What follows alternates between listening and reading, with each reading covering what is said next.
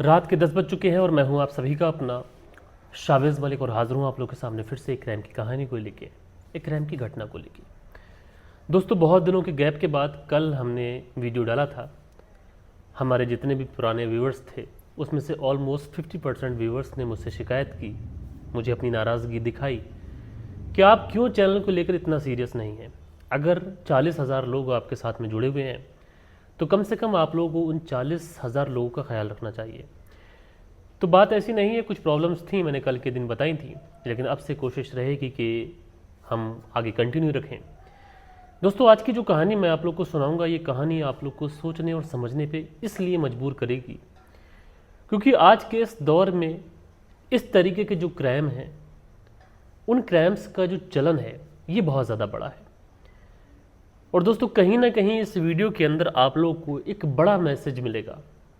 कातिल ने जो बात कही, दूसरा जो सहयोगी था उसने जो बात कही, यकीन मानिए दोस्तों, आप जब इन दोनों की बातों को सुनेंगे तो आप लोग ये सोचने पे मजबूर हो जाएंगे कि आखिरकार इनके आगे ऐसी क्या मजबूरी थी।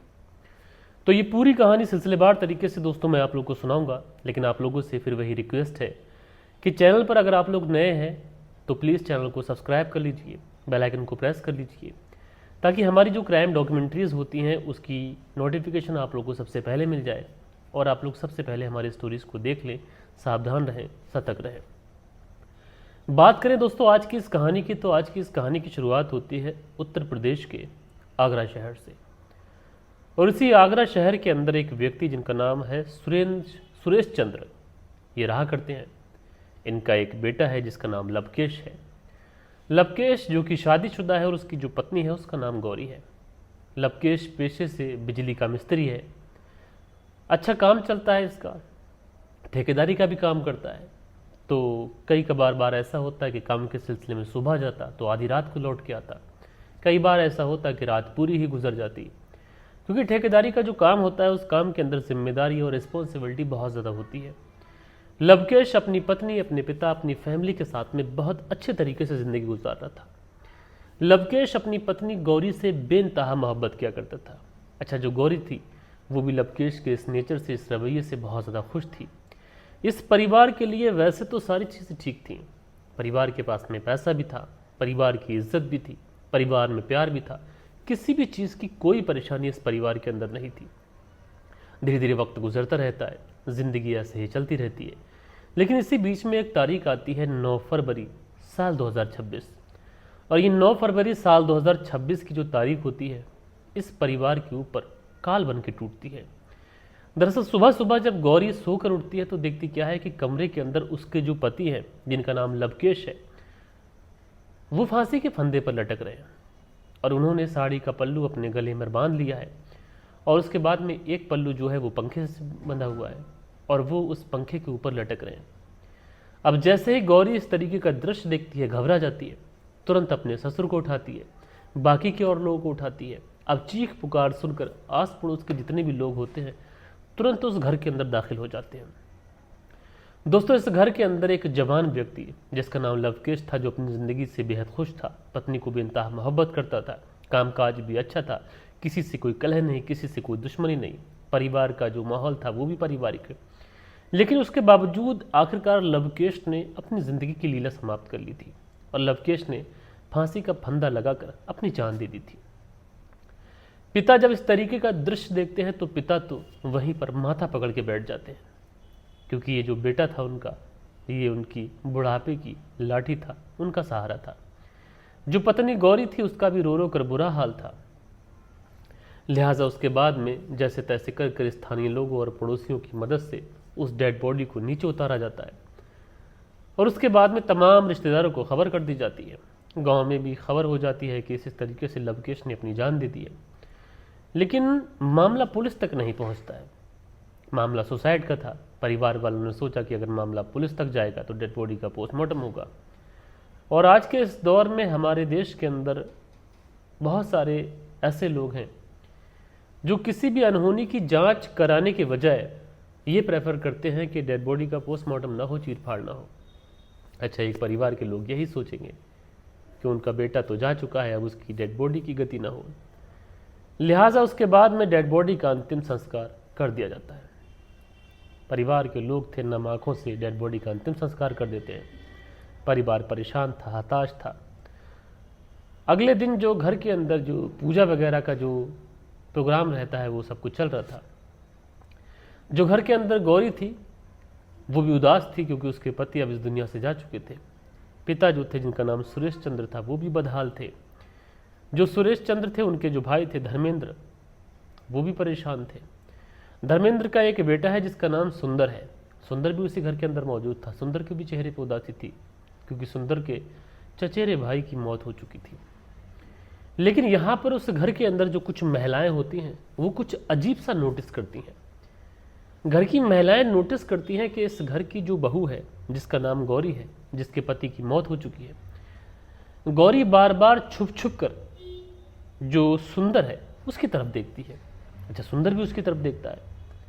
अब ये चीज़ें कहीं ना कहीं महिलाओं को, परिवार वालों में जब काना फूसती होती है, क्योंकि एक महिला के पति की मौत हो चुकी है और उसके बावजूद भी वो अपने ही देवर को कुछ इस तरीके से देख रही है, ये चीज़ें लोगों को हजम नहीं होती हैं। उसके बाद में कुछ लोग ऐसे होते हैं जो उस गौरी को अपने साथ बैठाते हैं। बैठाने के बाद में पूछते हैं कि क्या बात है, तुम्हारे पति की मौत हो चुकी है, तुम्हारे पति ने सुसाइड कर लिया है और उसके बावजूद भी तुम्हारी इस तरीके की हरकतें हैं, आखिर माजरा क्या है। और हमें ऐसा लगता है कि दाल में कुछ काला है। अब जैसे ही गौरी इस तरीके की बातें अपने सामने बैठे हुए लोगों से सुनती है, गौरी सकपका जाती है, उसके चेहरे की रंगत उड़ जाती है। अब लोगों को भी समझने में देर नहीं लगती है कि गौरी यहाँ पर झूठ बोल रही है। यानी अभी तक जो मामला महज सुसाइड का लग रहा था, अब लोगों को ऐसा लगने लगा था कहीं ऐसा तो नहीं कि यहाँ पर दाल में कुछ काला है। लिहाजा वो जो लोग होते हैं वो गौरी से कहते हैं कि देखो, जो कुछ भी चल रहा है और जो कुछ भी यहाँ पर हुआ है उस बारे में सब कुछ सच सच बता दो, और अगर तुम सब कुछ सच सच नहीं बताओगे तो मजबूरन हमें पुलिस को बुलाना पड़ेगा। गौरी जो कि एक सीधी सादी लड़की थी, वो किसी भी तरीके कोई पेशेवर कातिल, कोई पेशेवर मुजरिम, कोई चालबाज लड़की नहीं थी। लिहाजा गौरी के चेहरे की रंगत उड़ जाती है जब पुलिस का नाम आता है। गौरी टूटती है और टूटने के बाद में कहती है कि तुम पुलिस को मत बुलाना, जो भी कुछ है सारी सच्चाई मैं तुम्हें सिलसिलेवार तरीके से बताती हूँ। अब जैसे ही ये बात लोग सुनते हैं, गौरी से कहते हैं ठीक है बताओ। तो उसके बाद में गौरी सिर्फ और सिर्फ एक ही वर्ड बोलती है। वो कहती है कि अपने पति लवकेश का कत्ल उसने ही किया है, लेकिन उसके कत्ल करने में उसका जो चचेरा भाई सुंदर है, लवकेश का, यानी मेरा चचेरा देवर, वो मिला हुआ था। यानी देवर भाभी ने, चचेरा देवर और खुद लवकेश की पत्नी गौरी, इन दोनों ने मिलकर लवकेश की हत्या कर दी थी। लिहाजा अब लोग ये पूछते हैं कि हत्या करने के पीछे क्या वजह थी, क्या रीजन थे, क्यों तुमने हत्या की। तो उसके बाद में जो गौरी है ये बताती है कि लवकेश उसको बेइंतहा मोहब्बत किया करता था। उसका पति कभी भी उससे न लड़ता था न झगड़ता था। पूरा परिवार यानी ससुराल भी अच्छी थी, लेकिन जो मेरे चचेरे ससुर हैं धर्मेंद्र, उनके घर में अक्सर जाया करती थी। और उनका एक बेटा है जिसका नाम सुंदर है। अब सुंदर से कभी कभी हंसी मजाक भी होती है। सुंदर कभी कभी डबल मीनिंग मजाक भी कर देता अपनी भाभी के साथ में। लिहाजा जब ये डबल मीनिंग मजाक शुरू होती है तो यहीं पर अवैध संबंध जन्म लेते हैं। और जब ये अवैध संबंध जन्म लेते हैं तो उसके बाद जब ये अवैध संबंधों का सिलसिला शुरू होता है, फिर कभी रुकने का नाम नहीं लेता। दोनों एक दूसरे का नंबर एक्सचेंज करते हैं, दोनों एक दूसरे से बातचीत शुरू कर देते हैं। अब ये दोनों एक दूसरे से बातचीत तो शुरू कर चुके थे, लेकिन महज बातचीत तक इनका जो प्यार था वो सीमित नहीं रहने वाला था। अब चूंकि आस पड़ोस में एक घर थे तो एक दूसरे से मिलना मिलाना शुरू होता है, नाजायज़ ताल्लुकातों का सिलसिला शुरू होता है। और लगातार जब ये सिलसिला शुरू होता है तो फिर कभी रुकने का नाम नहीं लेता। आगे गौरी पुलिस जो लोग थे उनको ये भी बताती है कि लवकेश ने एक दिन उसके मोबाइल में सुंदर और उसके मैसेजेस देख लिए थे। उसके बाद में लवकेश ने मुझे बहुत ज़्यादा डांटा था, डपटा था, कहा था कि तुम जिस रास्ते पर चल रही हो वो रास्ता गलत है। मैंने भी लवकेश से कहा था कि मेरी गलती होगी, आइंदा से ऐसा कुछ नहीं होगा। उसके बाद में धीरे धीरे वक्त गुजरता रहता है और 9 फरवरी साल 2026 का दिन आता है। 9 फरवरी साल 2026 को चॉकलेट डे था। अब मेरे पति जो कि देर रात घर आया करते थे, कभी 1 बजे कभी 2 बजे, तो 11 बजे के आसपास मैं सुंदर को कॉल करती हूँ। कॉल करने के बाद मैं उसे अपने घर बुलाती हूँ। हम दोनों एक दूसरे के साथ में आपत्तिजनक स्थिति में थे ही। उधर जो लवकेश था थकाहार अपने घर काम से वापस आता है, लेकिन आज जल्दी आ चुका था। देखता है कि दरवाजे का जो डोर है वो लॉक नहीं है। लिहाजा उसके बाद में ये दरवाज़ा खोल कर अंदर जाता है और जैसे ही ये अपनी पत्नी और अपने चचेरे भाई सुंदर को इस अवस्था में देखता है, ये जोर से पूछता है कि मेरी पीठ पीछे यहाँ पर सब कुछ क्या चल रहा है। अब जैसे ही ये बात लवकेश कहता है तो यहाँ पर गौरी और सुंदर ये दोनों डर जाते हैं। इन दोनों को लगता है कि अगर लवकेश जोर जोर से बोलता रहा तो इसकी बातें आस पड़ोस के लोग भी सुनेंगे, और जब लोग सुनेंगे तो इज्जत तार तार हो जाएगी, नीलाम हो जाएगी। लेकिन यहाँ पर लवकेश और गौरी ने पहले नहीं सोचा कि वो इस तरीके के रिश्तों में बंध रहे हैं, क्या तब इज्जत तार तार नहीं होगी। लिहाजा उसके बाद में सुंदर बढ़ता है। बढ़ने के बाद में लवकेश को पीछे से पकड़ता है और वहीं पर बेड पर गिरा लेता है। इतने में गौरी भागती है। भागने के बाद में तकिया जो थी वो लवकेश के मुंह पर दबा देती है, और लवकेश थोड़ी देर तक तो तड़पता रहता है और उसके बाद में उसकी मौत हो जाती है। लवकेश के जो पिता थे सुरेश चंद्र, वो बगल वाले कमरे में सो रहे थे। लिहाजा ये कन्फर्म करने के लिए सुंदर बाहर जाता है, कहीं ऐसा तो नहीं कि चाचा उठ गए हों। तो देखता क्या है कि चाचा बेखबर सो रहे हैं। उसके बाद में ये दोनों ज़मीन पर बैठ जाते हैं, और अब तक तकरीबन रात के 2 बज चुके थे। उसके बाद में ये गौरी के ही एक साड़ी लेते हैं, उसी साड़ी के पल्लू से लवकेश के गले में फंदा लगाते हैं, और उसके बाद में एक फंदा पंखे पर डालते हैं, और इस तरीके से उस डेड बॉडी को लटकाते हैं कि जैसे लवकेश ने सुसाइड किया हो। उसके बाद में उस कमरे के अंदर जो भी लड़ाई के झगड़े के जो भी निशान थे उन सारे मार्क्स को मिटाते हैं, और उसके बाद में एक सुसाइड रंग इस मौत को देना चाहते हैं। हालांकि सुंदर आगे ये भी बताता है कि उसका जो भाई था, जिसके साथ वो पला बड़ा, अब वो इस दुनिया में नहीं है, और जिससे वो मोहब्बत करता था वो भी खो चुकी है। सुंदर की माँ ये भी कहती है कि सुंदर किसी से बात तो किया करता था, लेकिन मुझे ये नहीं पता था कि वो अपनी भाभी से बात करता है। सुंदर को कत्ल नहीं करना चाहिए था, और अब उसे सज़ा मिलेगी। बहरहाल दोस्तों, मामला जब ये सुनते हैं तो उसके बाद में पुलिस को इन्फॉर्म किया जाता है। पुलिस आती है, इन दोनों को अरेस्ट करती है। यकीनन दोस्तों, जब ये पूरी सच्चाई लोगों तक पहुंचती है तो लोग सोचने और समझने पर मजबूर थे कि आखिरकार महज थोड़े से एक नशे के लिए इन लोगों ने एक इंसान की ज़िंदगी ही छीन ली, और अब ये दोनों अपनी ज़िंदगी सलाखों के पीछे गुजारेंगे। दोस्तों, जैसा कि मैंने आप लोगों से कहा था कि इस कहानी के अंदर एक बड़ा मैसेज है। जो गौरी है वो पुलिस से ये कहती है कि उसका पति बहुत अच्छा था, न कभी उससे लड़ता था, न झगड़ता था, ससुराल वाले भी अच्छे थे, लेकिन उसके बावजूद भी उसने महज अवैध संबंधों के नशे में अपने हीरे जैसे पति का कत्ल कर दिया। अब यहाँ पर देखिए कि अगर अवैध संबंध ना होते तो शायद वो अपनी खुशहाल ज़िंदगी बिता रही होती।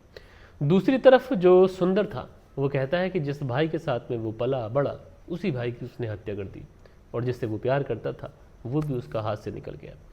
तो महज थोड़े से नशे और अवैध संबंधों की वजह से इन लोगों ने इस तरीके का क्राइम कर दिया। तो इस पूरी कहानी के बारे में आप लोग क्या सोचते हैं, मुझे कमेंट्स करके ज़रूर से ज़रूर बताइएगा। बाकी कल के दिन आप लोग के कुछ बेहतरीन से कमेंट्स भी थे, अब वक्त होता है कि आप लोग के कमेंट्स पढ़ लिए जाएँ। सो दोस्तों, कल के दिन जो आप लोगों के कमेंट्स आए थे, इसमें डॉक्टर भद्दू हैं, लिखते हैं नमस्कार सर जी, आज 24 मार्च को मेरे बेटे दुष्यंत भादु का जन्मदिन है। आपसे निवेदन है कि आप उसे जन्मदिन की शुभकामनाएं दें और अपने आशीर्वाद दें। डॉक्टर भादु सिरसा। तो डॉक्टर भादु जी, आपके जो बेटे दुष्यंत हैं उनको उनके जन्मदिन की ढेर सारी शुभकामनाएं मेरी तरफ से, मेरी तमाम फैमिली की तरफ से, मेरे तमाम व्यूवर्स की तरफ से। आपका बेटा हमेशा खुश रहे, तंदुरुस्त रहे, और ऊपर वाला उसको लंबी उम्र से नवाजे। सोनलाल सेतिया हैं, लिखते हैं नमस्कार सर जी। तो सोनलाल सेतिया जी नमस्कार भैया, कैसे हैं। शरियन शर्मा है, लिखते हैं आप पुनः स्वागत है मलिक भाई। तो शरियन शर्मा जी, आपका भी बहुत तहे दिल से शुक्रगुजार हूँ कि आप इंतज़ार करते रहे। उसके बाद में अगला जो कमेंट है शरमन पलाश है, लिखते हैं बहुत दिन के बाद मियाँ मिला भाईजान, गुड लक। तो शुक्रिया मेरे भाई। डॉक्टर बद्दू हैं और ये वही कमेंट्स करते हैं जन्मदिन वाला, तो मैंने बधाई दे दी है। सुनील त्यागी लिखते हैं बहुत खुशी हुई आप आ गए हैं, रेनू सुनील त्यागी शनाबुल शहर से, शुक्रिया मेरे भाई। जावेद भाई, पुनः स्वागत है, फिर भी आपको अपनी जिम्मेदारी का एहसास होना चाहिए। आगे से आप दोबारा गलती ना करें जिससे आपका चैनल के रीच डाउन हो, और हम दुआ करते हैं कि आपका चैनल बहुत अच्छी ग्रोथ करे। तो देव कुमार जी मेरे भाई, आपका सदैव आभारी रहूँगा। इरशाद मंसूरी जी कमेंट्स करते हैं, और राधेश्याम शर्मा लिखते हैं मिसिंग कंप्लेंट नहीं कराई पर 1 महीने का रिचार्ज आपको देना पड़ेगा।